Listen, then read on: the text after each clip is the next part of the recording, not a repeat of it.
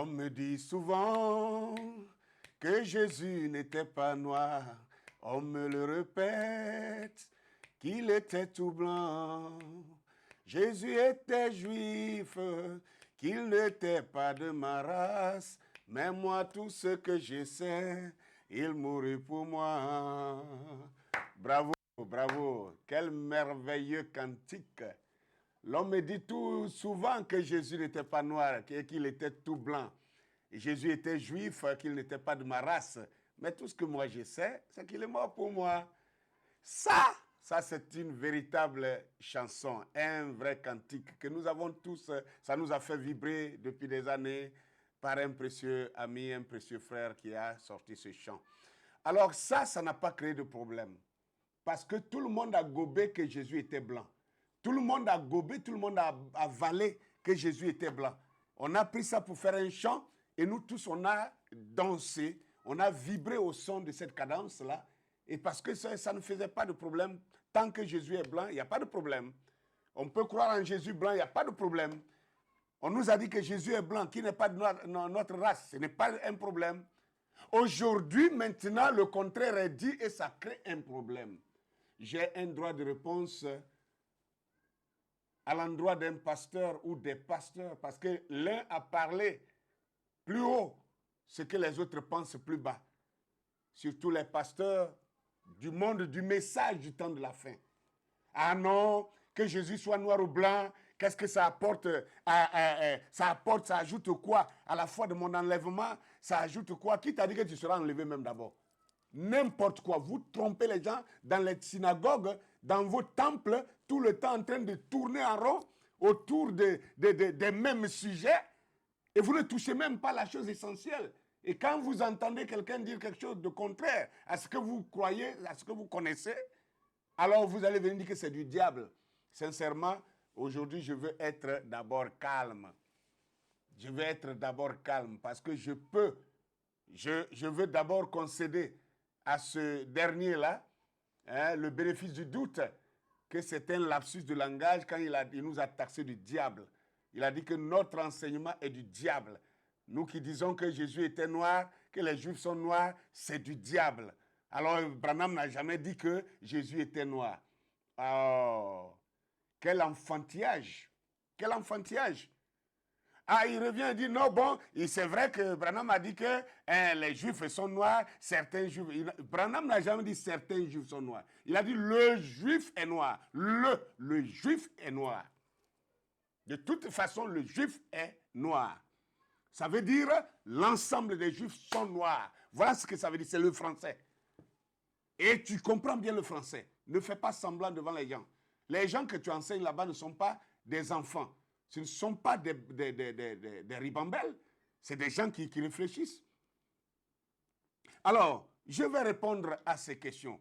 Ah non, une sœur m'a posé une question. On dit que Jésus est noir et tout ça. Moi, je lui ai retourné par une autre question. Que Jésus soit noir ou blanc, et ça ajoute quoi à ta foi de l'enlèvement? Donc, la foi de l'enlèvement, on la reçoit combien de fois? Je voudrais d'abord que vous répondiez aussi à cette question-là. On reçoit la foi de l'enlèvement combien de fois? Et on va répéter seulement la foi de l'enlèvement tous les jours. Vous venez à l'église, la foi de l'enlèvement, on répète. Vous pensez que c'est à force de répéter que vous allez partir à l'enlèvement? J'entends des gens dire non, non, cherchez le royaume des cieux et sa justice. Et voilà, et c'est ça qui est le plus important. Le royaume des cieux, on ne le reçoit pas deux fois. L'apôtre Paul a dit que nous sommes soumis à une repentance une seule fois. La repentance qui donne le salut, on se repent une seule fois. Ou tu es sauvé, ou tu n'es pas sauvé. On ne se sauve pas tous les jours. Le royaume des cieux, là, on ne le reçoit pas tous les jours. On reçoit le royaume des cieux une seule fois. Et après ça, les autres choses. Maintenant, les autres choses, pourquoi vous ne voulez pas? Si toi, tu ne veux pas les autres choses qui viennent par-dessus, là, laisse ceux qui veulent prendre là, prendre ça. Alors, d'abord, je vais répondre point par point à tout ce qu'il a dit. Lui, il nous a traité de diable. Moi, j'ai dit qu'il raconte des contre-vérités. Je vais être modéré vis-à-vis de toi, cher frère. Alors, tu veux savoir ce que cela ajoute à notre foi du salut, à notre foi de l'enlèvement. Écoute très bien où viennent tes oreilles et tu vas entendre ça. La Bible nous dit, dans 1 Jean chapitre 4, 1 Jean chapitre 4, verset 1 au verset 2, bien-aimés, n'ajoutez pas foi à tout esprit, mais éprouvez les esprits pour savoir s'ils sont de Dieu, car plusieurs faux prophètes sont venus dans le monde. Reconnaissez à ceci l'Esprit de Dieu. Tout esprit qui confesse Jésus-Christ venu en chair est de Dieu. Verset 3. Et tout esprit qui ne confesse pas Jésus n'est pas de Dieu. C'est celui de l'Antichrist dont vous avez entendu, vous avez appris la venue et qui maintenant est déjà dans le monde. Donc la Bible nous dit ici, pour reconnaître réellement un véritable croyant, c'est quiconque reconnaît, qui confesse que Jésus-Christ est venu en chair est de Dieu. Jésus-Christ venu en chair est de Dieu. Moi, je ne suis pas un branhamiste qui répète des citations sans rien comprendre. Non. Un docteur n'est pas un répétiteur de citations. Nous utilisons les citations comme support pour la compréhension de la parole de Dieu. Et si vous voulez que je vous explique ce que c'est que le message par rapport à la Bible, le message c'est la Bible. Le message n'est pas séparé de la Bible. Beaucoup de personnes sont des branhamistes. Ils ne sont même pas des croyants. Ce sont des branhamistes qui sont assis dans la chair de William Branham. Au lieu de croire le message que l'homme a prêché, ils s'attachent, ils s'accrochent à la chair de l'homme appelé William Marion Branham. Ce qui n'apporte aucun salut à quelqu'un. Ça, c'est du dogmatisme. Ça, c'est de l'aliénation. C'est de la religion. Et on n'en a pas besoin. Nous avons besoin de plus que ça. Le message, pour moi, le message que William Branham a apporté, c'est comme une clé. Vous voyez, vous voyez une maison de trésors, une maison remplie de trésors. Et la maison est fermée à clé. Vous n'avez pas de clé pour y entrer. Vous ne savez pas comment y entrer. Mais vous avez besoin des trésors qui sont dans cette maison. Et quelqu'un vient avec une clé, il fait une multiple clé, il multiplie les clés et il vous partage. Et chacun désormais possède sa propre clé. Et alors, qu'est-ce que les branhamistes ont fait? Ils ont pris la clé, c'est-à-dire le message. Ah non, nous avons la clé, nous avons la clé, nous avons la clé. On récite les citations comme ça. Mais la maison des trésors est toujours fermée. Ils ne rentrent pas dedans, ils n'ouvrent pas pour entrer, pour aller prendre le trésor qui est dedans. Ce n'est pas ce que je fais. La clé ne va pas servir à être brandie partout pour montrer qu'on a la clé. La clé sert à entrer dans la maison de trésor. La maison de trésor, c'est la parole, c'est la Bible. Donc le message nous permet d'entrer dans la Bible et de puiser notre trésor. Donc la compréhension de la Bible est expliquée dans le message. Il ne s'agit pas de mettre la Bible de côté et de commencer à citer les citations comme des perroquets en ne comprenant rien. On embrouille le monde pour rien. Donc la Bible dit ici que quiconque confesse que Jésus-Christ est venu en chair. Qu'est-ce que ça veut dire? Allons dans la maison du trésor. Ouvrons maintenant avec la clé du message. Et nous allons comprendre de quoi il est question. L'apôtre Paul parlait dans Philippiens chapitre 2, le verset 5 à 7. Il dit, ayez en vous les sentiments qui étaient en Jésus-Christ, lequel, existant en forme de Dieu, n'a point regardé comme une proie arrachée d'être égal avec Dieu. Mais il s'est dépouillé lui-même en prenant une forme de serviteur, se rendant semblable aux hommes. Ah! Il est apparu comme un simple homme, allant jusqu'à la mort de la croix. Donc, la Bible dit, Jésus-Christ, lequel existant en forme de Dieu. Quelle est la forme de Dieu? Jean 4, verset 24. Nous sommes maintenant dans la maison du trésor. On n'est pas seulement avec la clé. La clé a déjà ouvert, on est dans la maison du trésor. C'est dans la Bible. Jean 4, 24 nous dit Dieu est esprit et tous ceux qui l'adorent doivent l'adorer en esprit et en vérité. Donc Jésus-Christ, avant de venir sur la terre, il était esprit. Donc Dieu est esprit. Il était esprit. Donc l'esprit, Dieu qui est esprit, s'est fait, il a pris une forme de serviteur. Qui est serviteur de Dieu? L'homme. Et en se rendant semblable aux hommes. Donc Dieu s'est dépouillé, il s'est diminué, il a pris une peau humaine, une chair humaine, et il est né sur la terre comme un humain. Voilà de quoi la Bible parle. Et quel est cet homme qui peut naître sur la terre et qui n'a pas de race? Quel est cet homme qui naît sur la terre qui n'a pas de peau de couleur? Dites-le-moi. C'est pour ça que 1 Jean chapitre 4 nous dit « Quiconque confesse Jésus-Christ venu en chair est de Dieu ». Donc reconnaître que le Dieu esprit, Dieu qui est esprit, s'est manifesté dans la chair humaine. C'est ça qui donne la foi. Oui, c'est ça, c'est l'écriture. Maintenant, dites-moi, quel est cet homme sur la terre ici qui n'a pas de peau de couleur? La Bible nous dit que Jésus est né où? Jésus est né parmi les Juifs. Jésus est né parmi les Juifs, que ça rentre bien. Et Jésus, ouais, je sais ce que, voilà.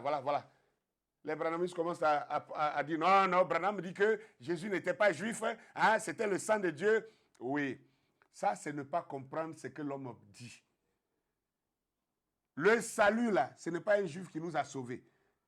Mais le corps de Jésus venu sur la terre, là, il est venu en tant qu'un juif.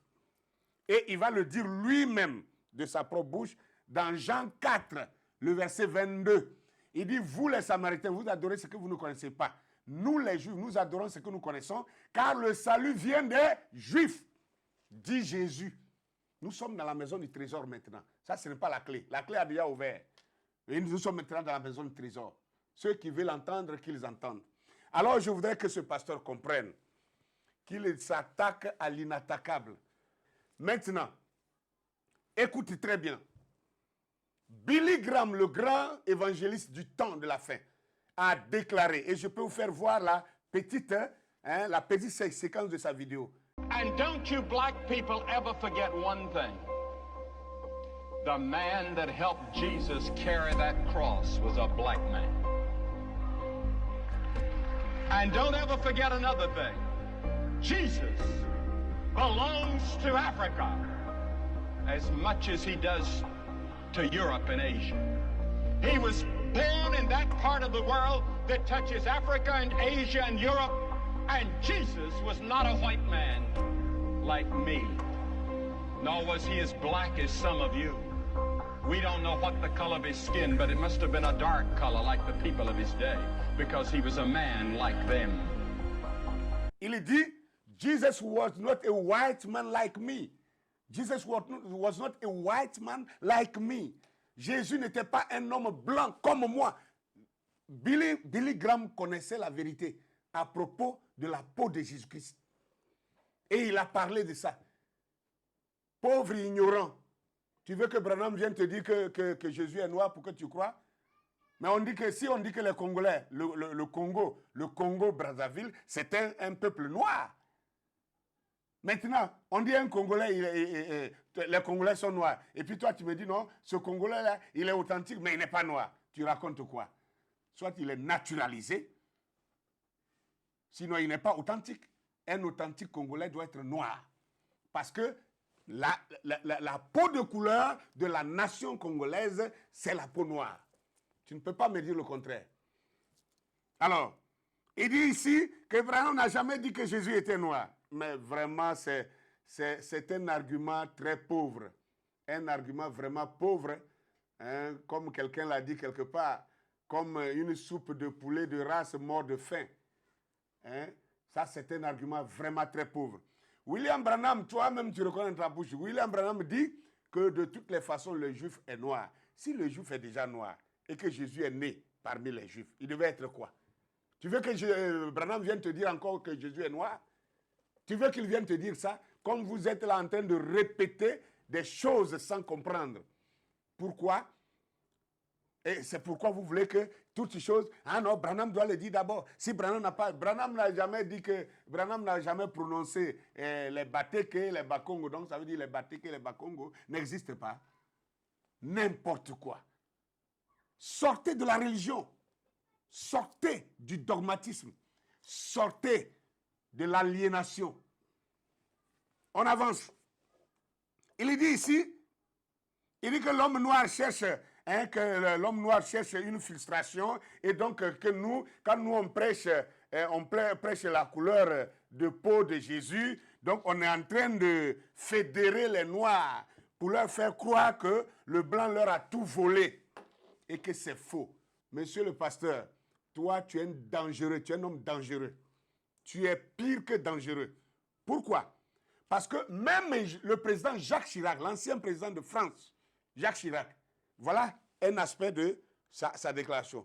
Les nations et les peuples d'Afrique se sont fait voler le XVIIe et le XVIIIe siècle sur le continent où l'histoire humaine a commencé et a connu ses premiers développements civilisationnels qui ont ensuite formaté le reste de la civilisation méditerranéenne. Je pense à l'Égypte antique.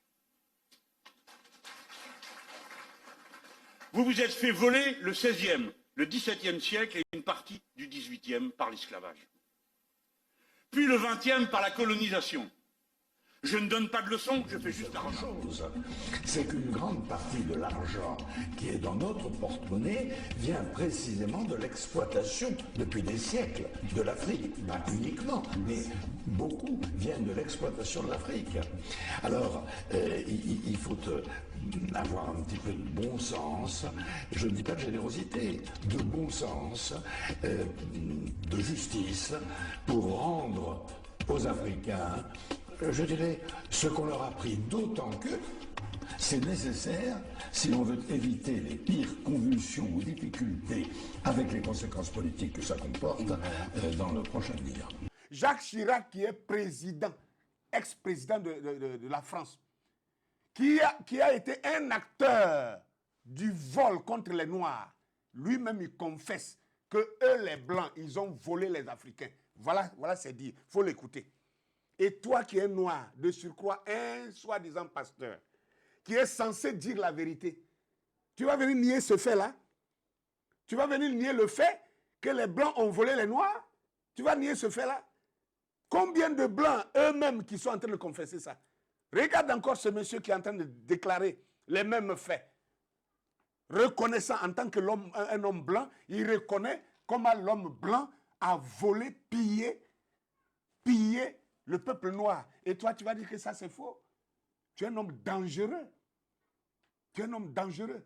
Tous les pasteurs qui pensent comme ça, vous êtes des hommes dangereux, des brigands qui entrent par la fenêtre pour égorger. Et ça, c'est vous, les fidèles, qui devez en juger. Moi, je ne parle pas même pour toi. Je parle pour les gens qui nous écoutent. Chacun va juger tes paroles par rapport aux miennes. Et chacun va voir quelle est la vérité dans tout cela. C'est ça qui m'intéresse. Alors, ici, il dit aussi que Branham a dit que Branham a dit que les Juifs sont noirs, donc on doit s'arrêter là. Pourquoi vouloir aller plus loin? Il dit on doit s'arrêter là. Pourquoi vouloir aller si loin? Waouh! Mais moi, j'ai dit ça, c'est toi qui dis ça. C'est toi qui dis qu'on doit s'arrêter là. Sinon, Branham lui dit, il nous demande à nous de développer la parole. Et là, au moins, je vais lire. Parce que là, il ne faudrait pas qu'ils disent que, comme c'est des gens, c'est des branhamistes, ils veulent qu'on cite. Si tu n'as pas cité où Branham a dit, même quand il sait que c'est vrai, il va dire non, que ce n'est pas la vérité parce que tu n'as pas cité William Branham. Je vais citer ça. Je vais le citer, vous allez entendre. Il dit ici dans Dieu tient sa parole. Dieu tient sa parole. Prêchez le 7, 4e mois, 57 au matin. À la citation 30, il dit ceci. Ensuite, les pentecôtistes sont venus avec la restauration des dons. Et vous avez parlé en langue. Et alors, vous en avez fait une doctrine. Et alors, qu'est-il arrivé? Votre lumière s'est éteinte. Quel est le problème? C'est parce que vous ne vous êtes pas tenu à la parole. Et il dit, la parole de Dieu se développe. Et nous devons nous développer à mesure que la parole de Dieu se développe. Il faut bien écouter. Branham n'a pas dit qu'il faut qu'on s'arrête là. Il dit, la parole de Dieu se développe, on doit développer. On doit se développer aussi au fur et à mesure.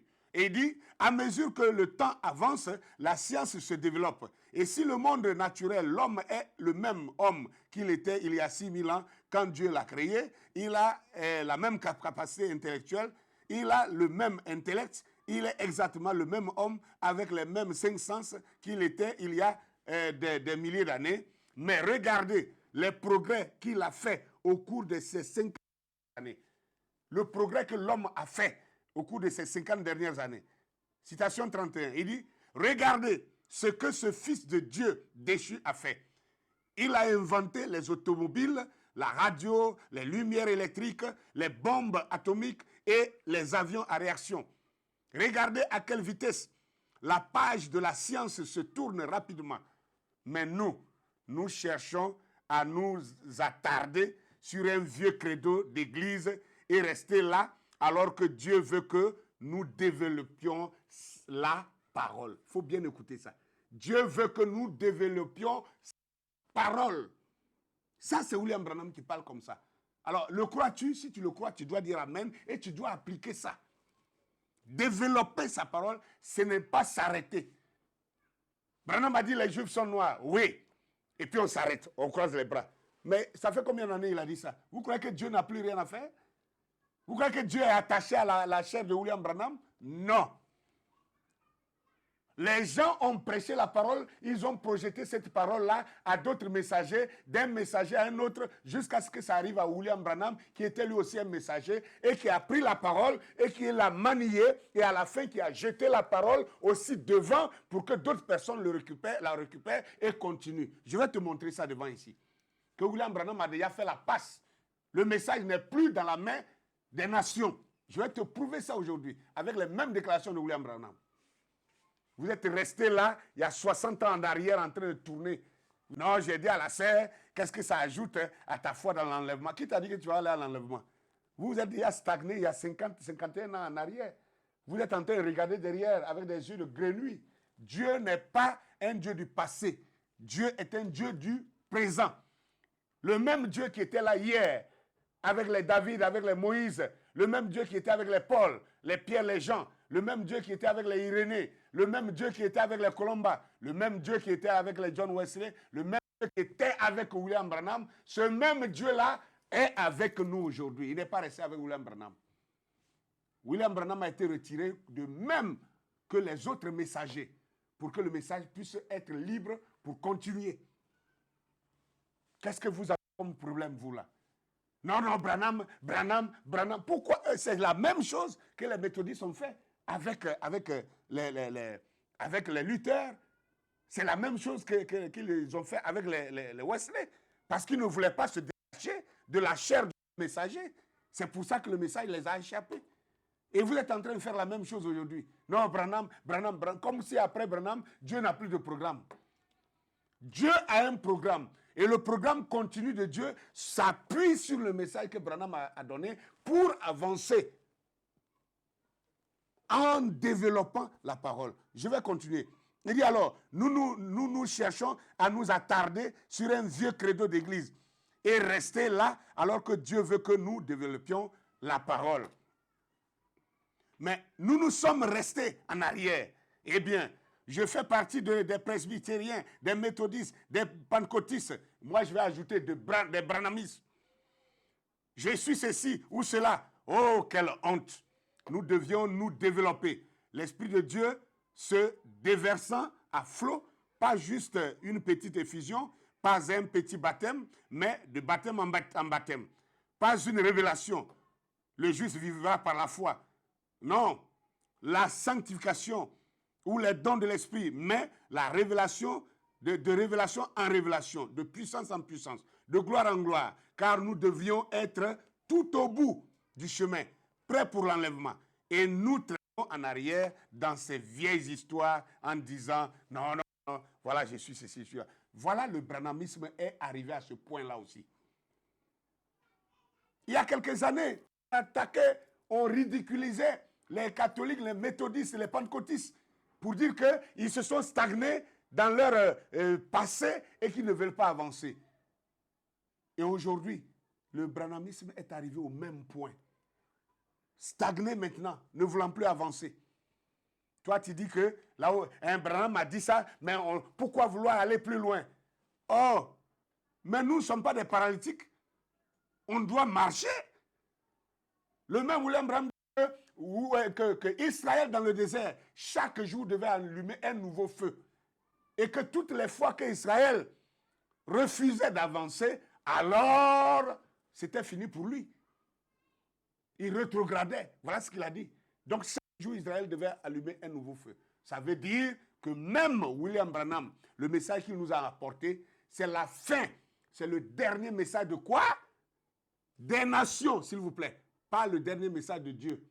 Le dernier message pour les nations. Il est le dernier messager des 7 âges de l'Église. Il n'est pas le tout dernier messager. Il est le dernier messager selon les âges de l'Église. Après lui, il y a Apocalypse 11 qui entre en jeu. Qui vient avec 2 prophètes en même temps sur le même terrain. Vous voyez, le principe selon lequel Dieu n'envoie pas 2 messagers majeurs au même moment, ça c'est valable pour les âges des nations. Les âges de l'Église. Ce n'est pas valable pour Israël. Parce qu'avec Israël, Dieu envoie Élie et Moïse ensemble. Donc cette loi-là ne marche pas avec Israël. Alors, je continue pour te dire que nous, on ne doit pas s'arrêter. William Branham n'a jamais dit qu'on doit s'arrêter. Non, pourquoi vouloir aller plus loin? On doit aller plus loin parce que nous sommes tenus d'aller plus loin. Parce que le messager lui-même dit d'aller plus loin. Il dit ça à la foi parfaite. Prêché le 25 août 63, à la citation 32. Il dit ceci. Eh bien, ce sont des leçons vraiment profondes. Je les ai effleurées seulement. Ensuite, vous pourrez continuer à creuser. Vous pourriez continuer à faire quoi?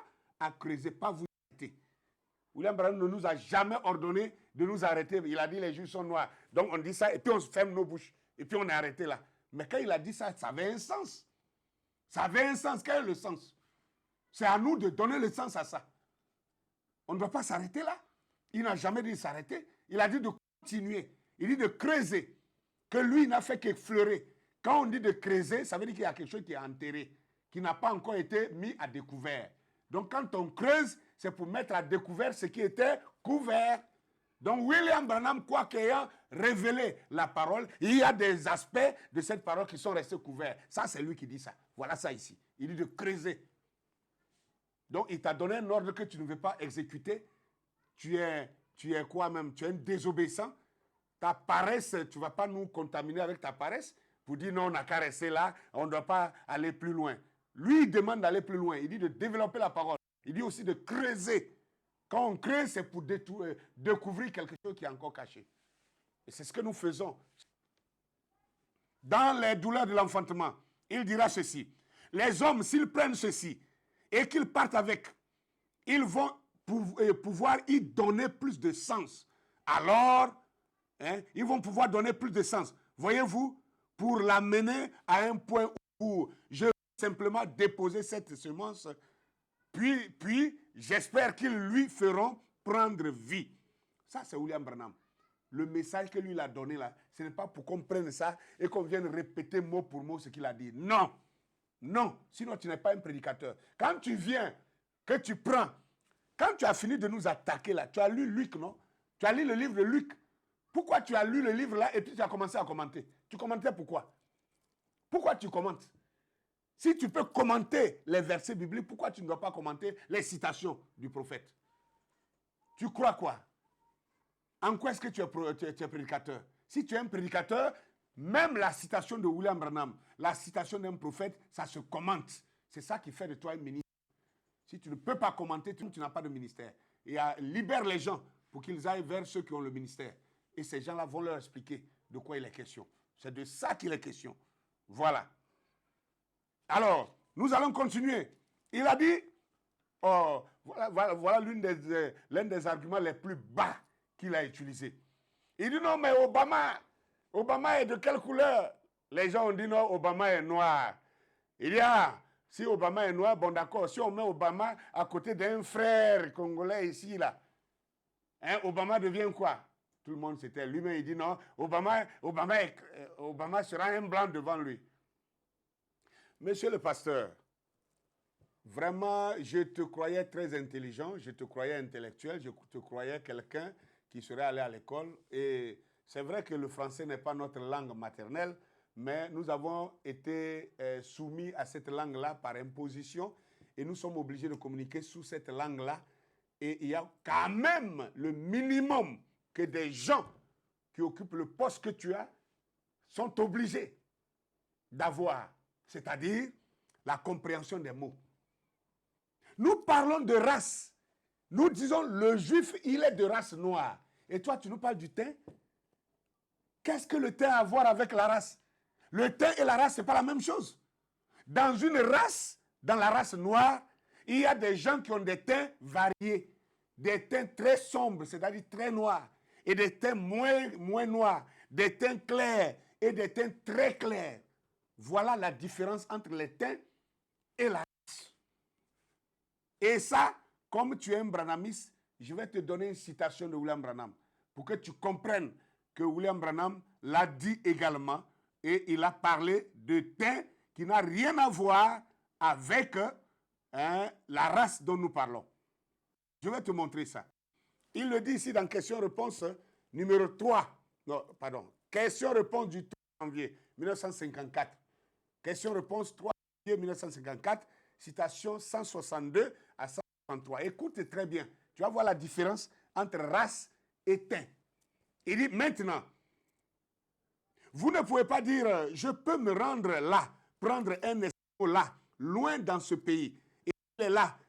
Et lui, il est plus sombre que les hommes de couleur que nous avons.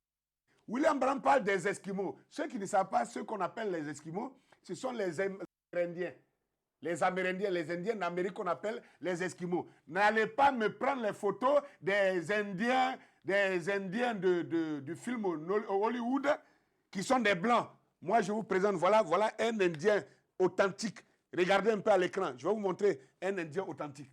Il est vraiment noir comme vous et moi, avec des traits négroïdes, c'est-à-dire le nez épaté, les lèvres bouffues, etc., etc. Un visage et les cheveux crépus. C'est ça qu'on appelle un homme de race noire. Et William Branham dit, je peux aller me rendre et prendre un Esquimau. Il est plus noir, il est plus sombre qu'un homme de couleur ici. Et je peux me rendre en Inde et prendre un Indien. Et l'Indien, lui, il n'est pas un homme de couleur, il est noir. Il est plus noir que le véritable noir. Voilà ce qu'il dit. Donc les Indiens, là, n'allez pas regarder les films d'Hollywood pour prendre ces gens-là qui sont là-bas, qui ne sont même pas les vrais Indiens. Les vrais Indiens sont de couleur noire. Et c'est de ça que William Branham parle. Ils sont vraiment noirs. Ce sont des Africains déportés là-bas. C'est ce que vous devez comprendre. Et il dit l'Indien est un véritable noir, plus noir que l'Africain. Voilà ce qu'il vient de dire ici. Et il est ce qu'on appelle, mais c'est un Indien.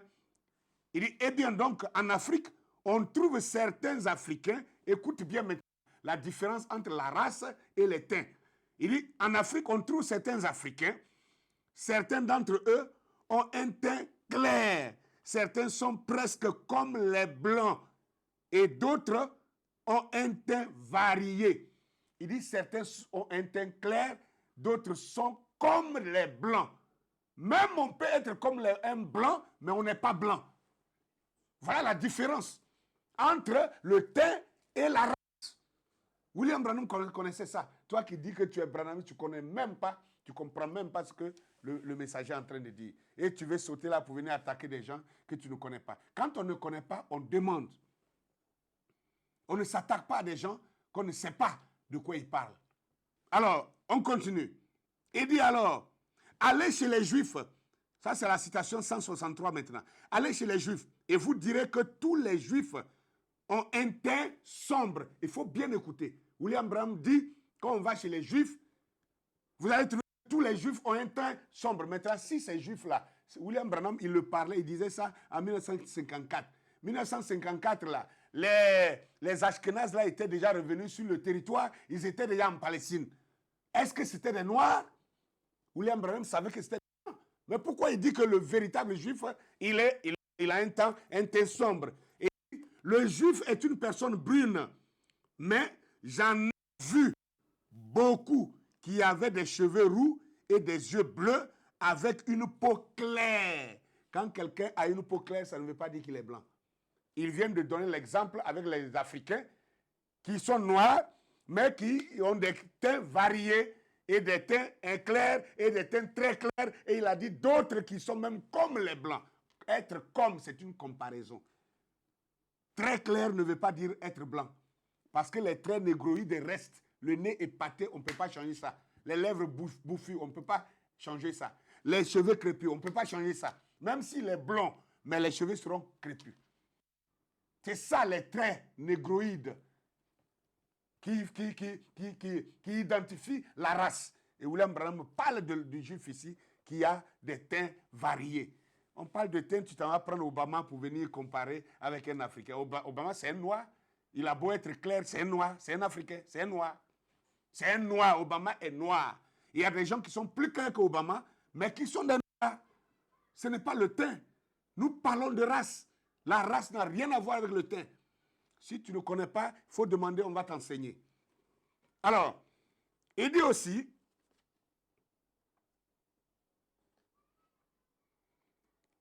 il dit que quand nous disons que les Juifs qui sont en Palestine, les Israéliens qui sont là-bas avec les Netanyahou ne sont pas les vrais Juifs, il dit que c'est parce que nous ne connaissons pas l'Écriture et nous ne connaissons pas l'histoire. Waouh!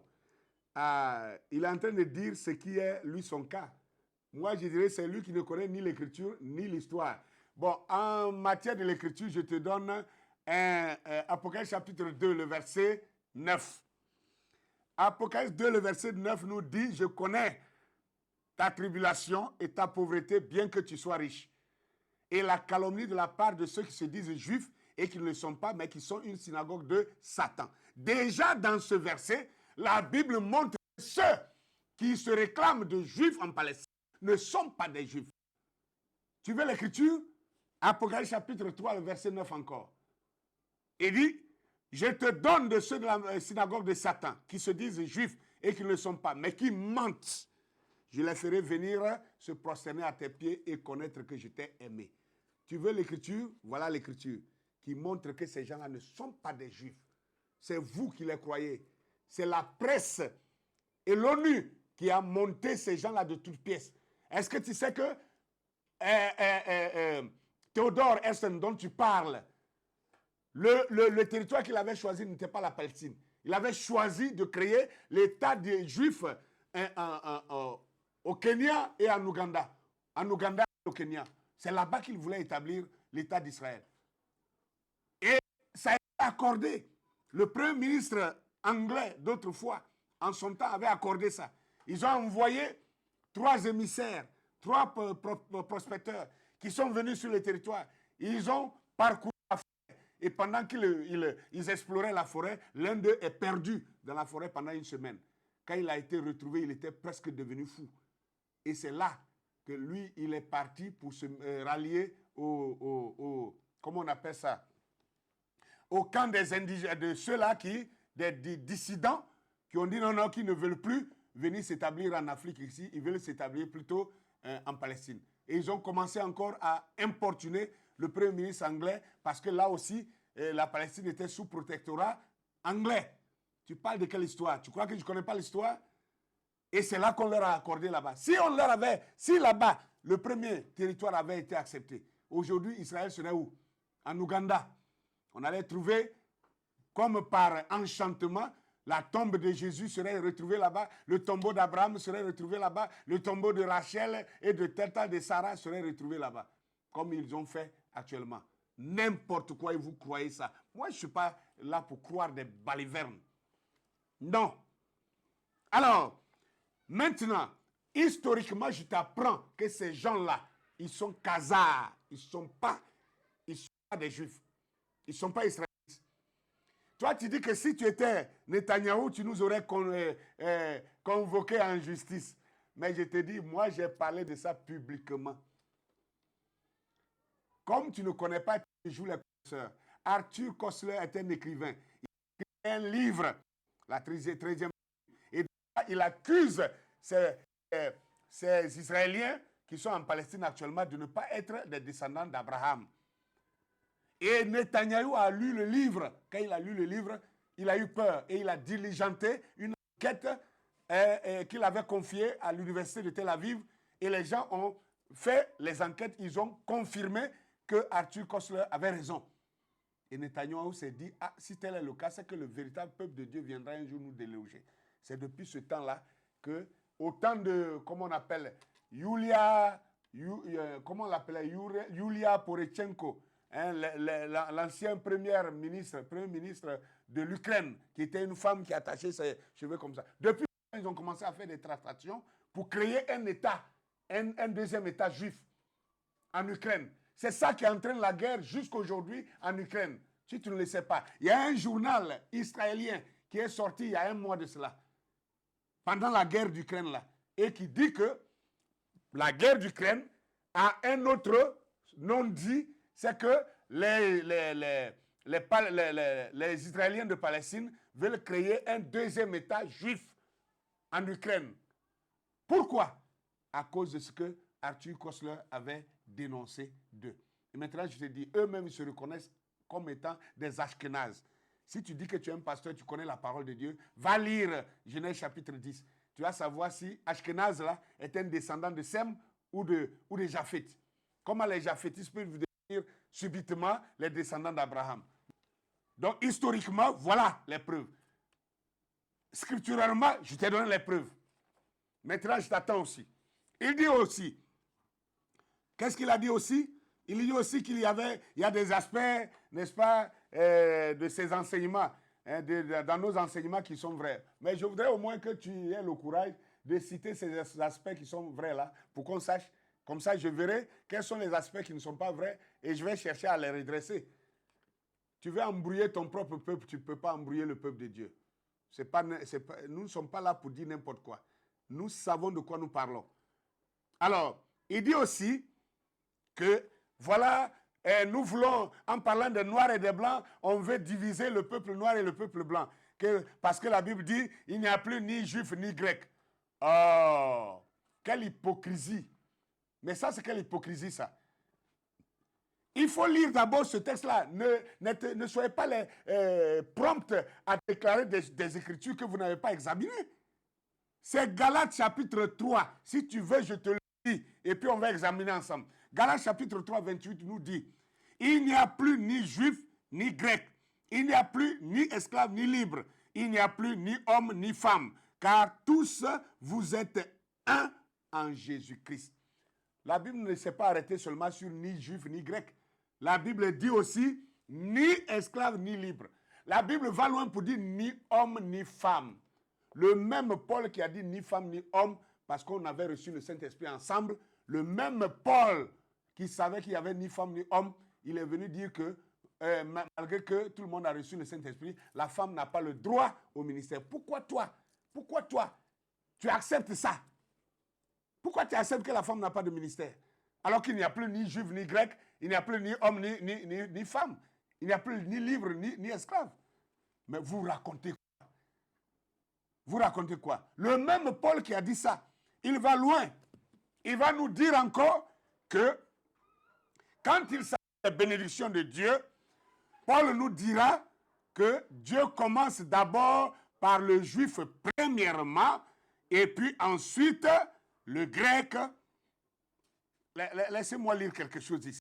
Parce que cet homme, il ne connaît pas et puis il veut se juger de connaissance. Dans Romains chapitre 1, le verset 16. Car je n'ai point honte de l'évangile. C'est une puissance de Dieu pour le salut de quiconque croit. Il dit bien quiconque croit. Donc dans le quiconque, c'est ni juif ni grec. Et il dit pour le salut de quiconque croit. Du juif premièrement, puis du grec. Alors, pourquoi il ne s'arrête pas sur quiconque? Et puis il dit du juif premièrement. Et ensuite vient le grec. Il y a comment on appelle ça? Il y a une priorité en tout. C'est le même Paul qui avait dit ni juif ni grec. C'est lui qui classe le juif premièrement. Et on va loin. Il dit encore dans Romains chapitre 2 verset 9. Tribulation et angoisse sur toute âme d'homme qui fait le mal. Sur le juif premièrement.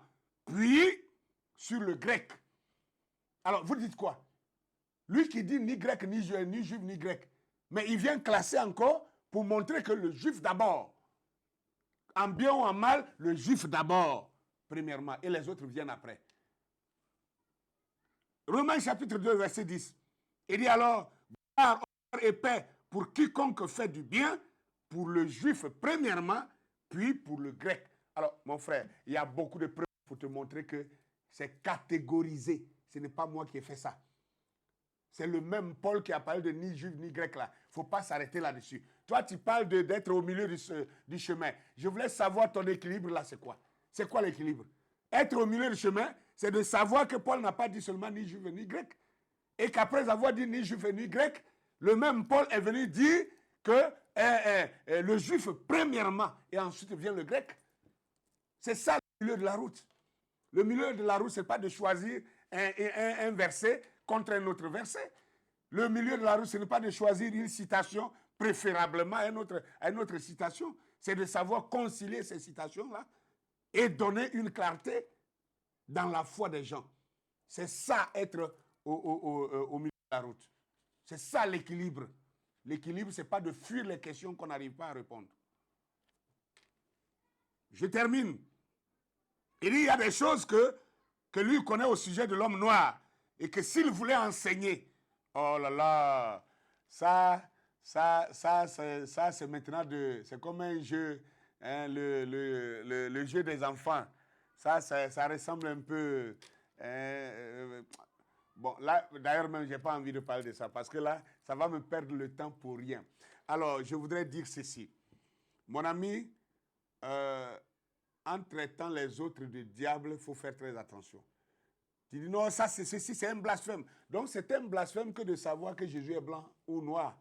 C'est un blasphème? Quel est cet enfant-là qui ne veut pas connaître la vraie identité de son père? Il n'y a qu'un enfant bâtard qui se fout de l'identité de son père. Alors, je voudrais, là où j'ai commencé, on me dit souvent que Jésus n'était pas noir. On me le répète qu'il était tout blanc. Jésus était juif, qu'il n'était pas de ma race. Mais moi, tout ce que je sais, il mourut pour moi. Je dirais maintenant à ce bien-aimé frère de recomposer un chant pour chanter aussi, pour dire, qu'on me dit souvent que Jésus n'était pas blanc et que Jésus était tout noir et qu'il était de ma race. Et maintenant, on va voir si tout ce que tu sais, il est mort pour toi. Pourquoi est-ce que la première partie, vous avez accepté ça, vous avez gobé ça, vous avez dansé ça? Que notre frère chante ça, on va voir si vous allez accepter. Mais vous avez quel problème? Moi, je n'ai jamais vu un peuple qui se hait lui-même.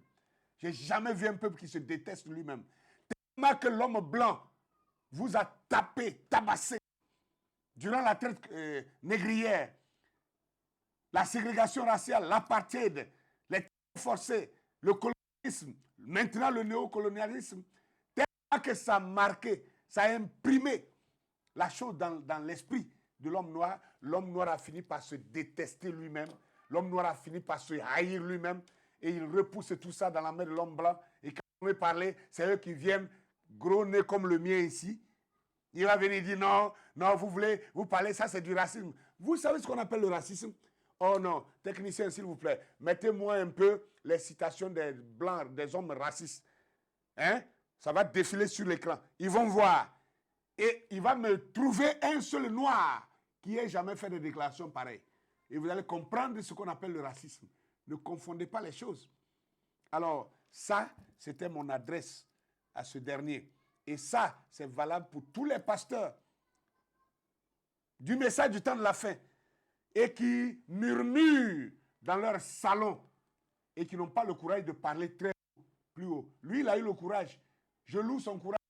Mais il y a des gens qui sont là, qui viennent là, qui sourient devant moi. Ah non, docteur, Dieu te bénisse, révérend. Alors derrière, ils disent n'importe quoi. J'ai honte pour vous. Si vous ne pouvez pas enseigner ces choses, ça vous engage. Que quelqu'un d'autre enseigne ça et que vous voulez attaquer, il faut que vous soyez là avec des arguments. Si vous n'avez pas d'arguments contraires, faites ça. Nous, on n'est pas là pour s'amuser. Nous sommes à une nouvelle ère. L'ère a changé. L'ère a changé. Je crois qu'il y aura une suite pour cette vidéo pour prouver maintenant que le message que William Branham a envoyé, nous avons reçu ce message. À quel titre avons-nous reçu ce message? Comment nous a-t-il transmis ça? Et comment devons-nous véhiculer ce message?